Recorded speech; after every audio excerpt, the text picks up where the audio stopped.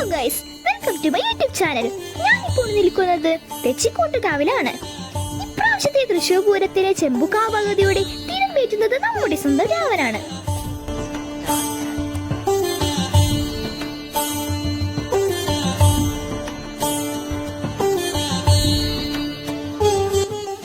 ആനകളെ സ്നേഹിക്കുന്ന ഓരോ മലയാളിയും മനസ്സിൽ കുത്തിവെച്ച് ആരാധിക്കുന്ന തലയെടുപ്പുള്ള കൊമ്പൻ നമ്മുടെ എല്ലാമായ തെച്ചിക്കോട്ടുകാവ് രാമചന്ദ്രൻ.